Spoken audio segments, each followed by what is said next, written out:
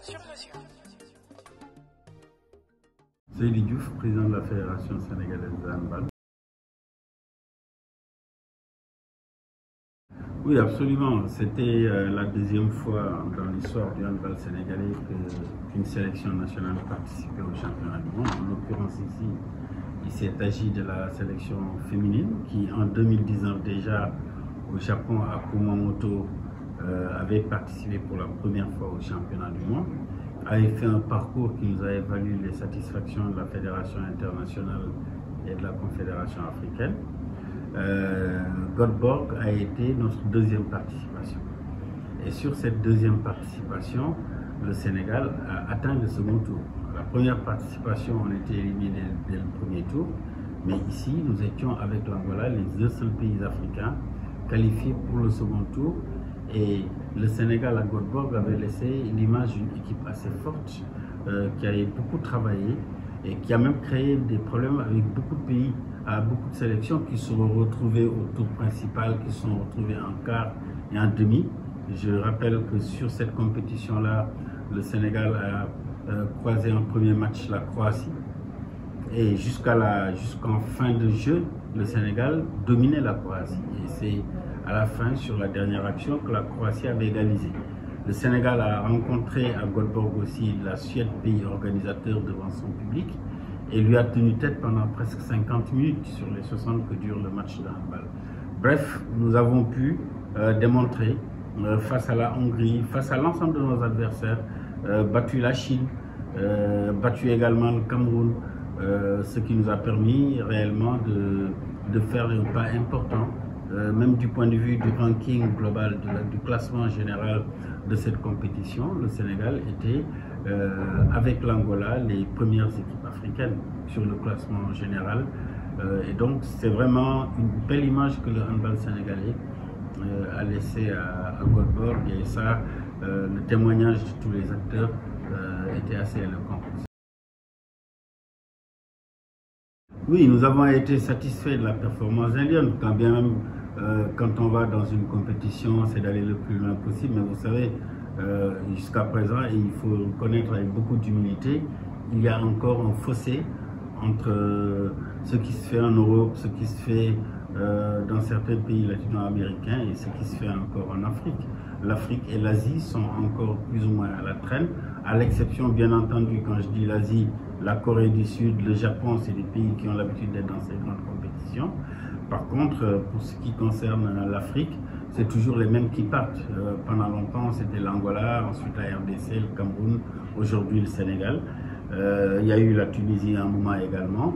Mais le Sénégal, en tout cas, fait partie des 2-3 meilleures équipes africaines. Et sur ce championnat du monde, nous étions la deuxième ou la première équipe africaine. Alors, bien sûr, les objectifs, c'est de nous requalifier au championnat du monde et si possible de gagner le trophée. Je rappelle qu'en 2022, ici à Dakar, on a été éliminé en demi. Avant Dakar, en 2018, on a fait une finale, à Brazzaville. Le Cameroun en 2021, post-Covid, c'était pas très bien passé. 2022, ici chez nous, demi-finale devant l'Angola, on perd aux prolongations. Ce qui était quand même assez remarquable comme performance. Et aujourd'hui, que le Sénégal a posé ses marques, il nous faut, sur chaque compétition continentale, essayer de viser le titre. Et ça, c'est un objectif. Et c'est pourquoi nous essayons de nous donner les moyens d'atteindre cet objectif. On sort de nos stages en Tunisie à Hammamet il y a de cela 15 jours. Et donc, c'est comme ça, profiter des semaines internationales, préparer l'équipe, la renouveler, la changer sur certains postes. C'est ça le credo sur lequel nous travaillons. D'accord. Et que pensez-vous de cette équipe actuelle? L'équipe, elle est performante, elle est bonne. Maintenant, il nous faut travailler à la renforcer sur deux postes. Principalement, c'est sur le poste de pivot et sur le poste d'arrière.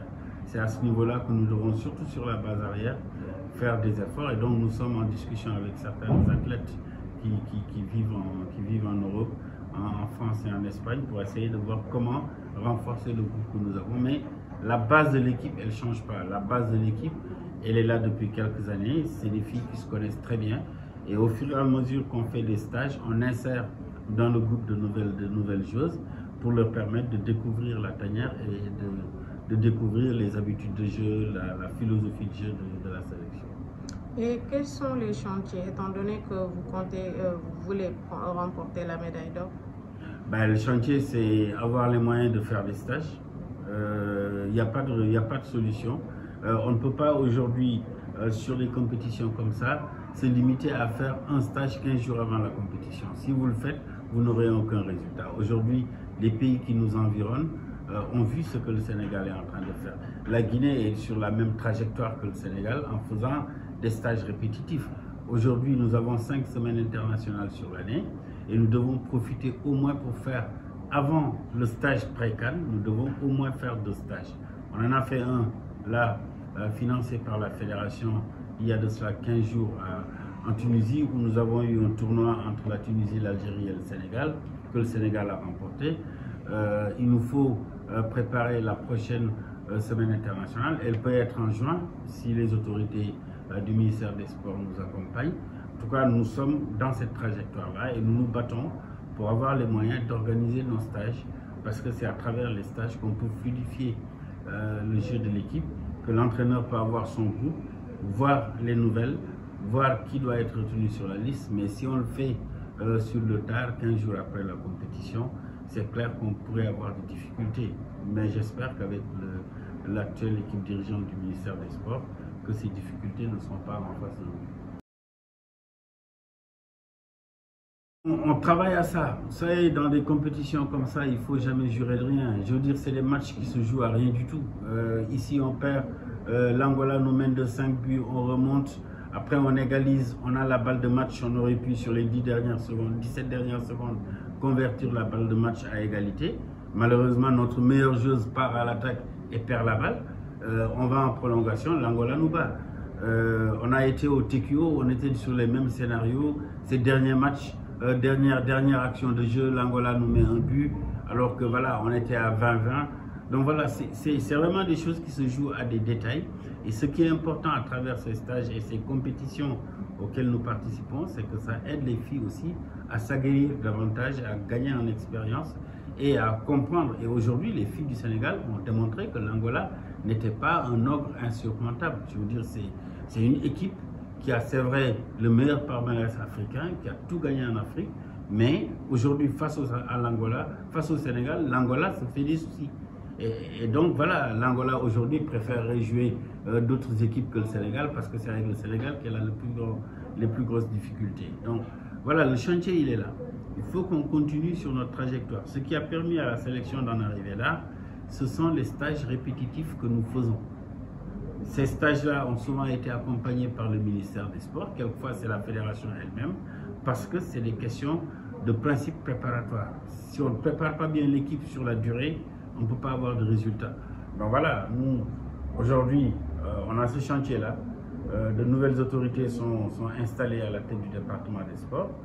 On espère qu'on aura, avec ces autorités-là, les meilleures relations possibles qui nous permettront de dérouler le calendrier pour la sélection féminine. Il reste entendu maintenant que pour les garçons, il faut qu'on fasse aussi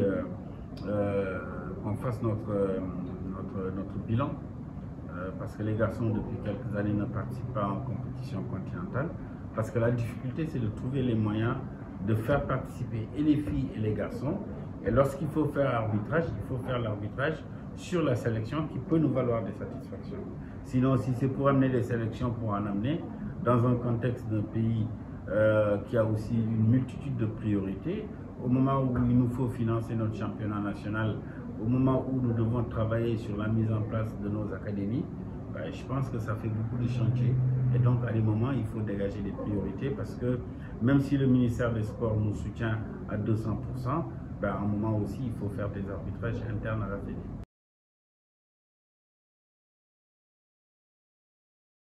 Écoutez, moi, cette CAN-là, c'est en novembre 2024.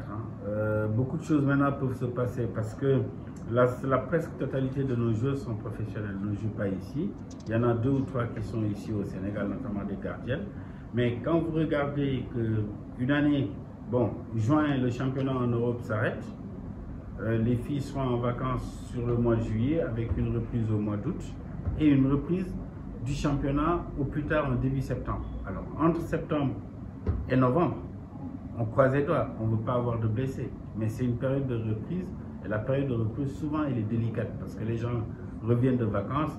On n'est jamais à l'abri d'une blessure. Et c'est pourquoi j'ai dit, voilà, le coach intègre tout ça. Parle souvent aux filles sur les attitudes à avoir, sur l'hygiène de vie à avoir. Et sur ce plan-là, les filles ont démontré qu'elles étaient de bonnes professionnelles. Ben, je pense que c'est un chantier que le prochain bureau fédéral auquel il devra s'atteler parce que nous avons fait beaucoup de choses depuis 2010-2011 que nous sommes à la tête de la fédération. C'est vrai que du point de vue de la communication, avec tous les efforts qui ont été faits, les initiatives qui ont été prises, je pense un peu au Centre national d'entraînement, qui a été une première que nous avons ouverte pendant 4 ans. Et au bout de la chaîne, nous avons amené ces petites-là en championnat du monde cadet en Macédoine. Je veux dire, il y a eu beaucoup de choses. Un championnat national qui se déroule de manière régulière. J'étais ce week-end à Saint-Louis, j'ai assisté au match des filles entre Dissau, qui est première du championnat, et UGB. C'était un très très beau match, ce qui m'a permis de voir un peu tout le travail aussi qui est fait dans les régions, au-delà même de la banlieue de Dakar avec Dissau et Diamano.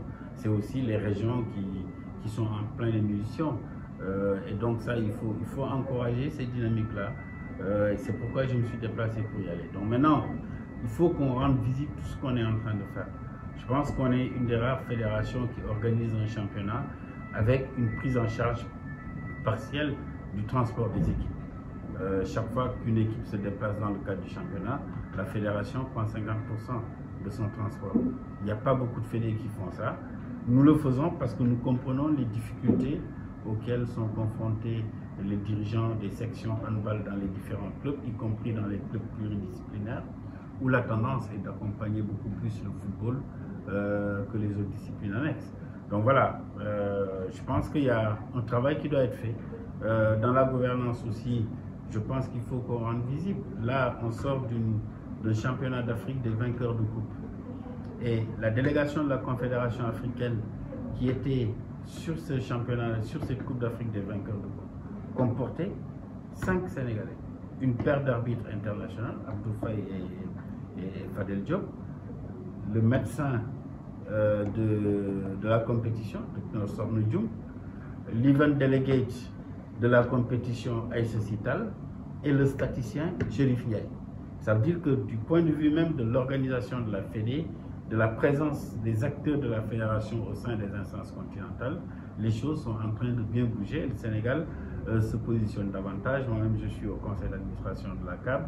Donc voilà, on a une paire d'arbitres jeunes qu'on est en train de pousser pour les amener dans des compétitions internationales. Donc voilà, on est sur le jeu, on est sur la gouvernance interne, on est aussi sur la gouvernance au niveau confédéral. Oui, je m'attends à ce qu'il y ait quand même une poursuite des efforts qui ont été faits jusqu'ici et qui nous ont valu quand même des satisfactions. Chaque ministre venant maintenant avec sa vision des choses, ce que nous comprenons parfaitement et que nous respectons. Je pense que l'avantage, c'est que la ministre des Sports actuelle, elle est une femme du Sérail, elle est issue de la famille sportive, elle a été au département ministériel jusqu'à sa nomination. Donc c'est une dame qui connaît le secteur. Maintenant, il faut qu'on lui donne les moyens d'agir aussi, parce qu'une chose est de connaître le secteur, une chose est d'avoir des ambitions très fortes, et je sais qu'elle en a. Je sais que le projet politique qu'elle porte a des ambitions fortes pour le sport, notamment avec tout ce qui est volet développement de l'accompagnement des jeunes vers la performance, de la relance du sport scolaire, voilà, des questions de gouvernance, notamment la charte du sport et tout ça. C'est de bonnes ambitions. Maintenant, c'est de lui donner les moyens. Et à ce niveau-là, bon, c'est vrai, elle est à la tête d'un département qui s'appelle Jeunesse, Sport et Culture. La jeunesse étant une hyper priorité pour les autorités actuelles, il ne faut pas qu'un secteur remporte le pas sur l'autre. Et donc, c'est un peu la quête de l'équilibre dans l'allocation des ressources budgétaires qui sera un enjeu pour elle. C'est un enjeu qui la dépasse parce qu'elle travaillera avec ce qu'on mettra à sa disposition. Mais nous serons là aussi en tant qu'acteurs sportifs pour continuer à faire des plaidoyers pour que l'État continue d'accompagner le sous-secteur des sports, parce que c'est un sous-secteur qui nous a valu beaucoup de satisfaction par des athlètes sur des disciplines individuelles, sur des disciplines collectives. Je pense qu'il ne faut pas qu'on casse la dynamique qui a été enclenchée depuis quelques années. Ben, déjà, moi, à partir d'après-demain, j'ai les U18 garçons et les U20 qui vont aller en Mauritanie pour l'IHF Trophy zonal. C'est une compétition intéressante pour les jeunes parce que c'est la fédération internationale qui l'a mise en place pour accompagner le développement des fédérations nationales. Et aujourd'hui, pour l'IHF Trophy, donc on va aller en Mauritanie sur le segment U18, U20 garçons. Les équipes seront en stage à Thiès à partir du 2.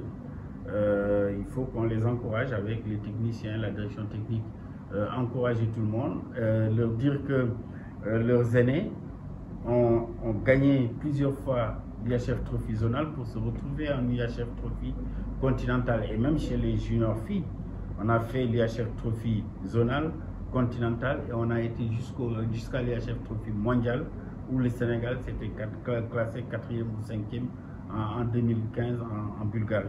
Ça veut dire donc que vraiment sur ces compétitions de jeunes aussi, le Sénégal est assez présent, il faut les encourager. Quant à l'équipe féminine maintenant, on sait ce qu'elle vaut. Elles étaient en stage, moi-même j'ai pas été en Tunisie. J'ai reçu le retour du sélectionneur et du premier vice-président de la fédération. C'est un groupe assez homogène, c'est un groupe qui travaille sérieusement, c'est un groupe qui est conscient aussi des enjeux et des attentes que nous avons vis-à-vis de lui. Et moi je leur fais confiance, qu'elle fasse les meilleurs choix possibles, les choix sportifs qui sied pendant cette période où certaines vont changer de club parce qu'on sera en fin d'année sportive, qu'elle fasse les meilleurs choix pour revenir encore plus forte pour la sélection.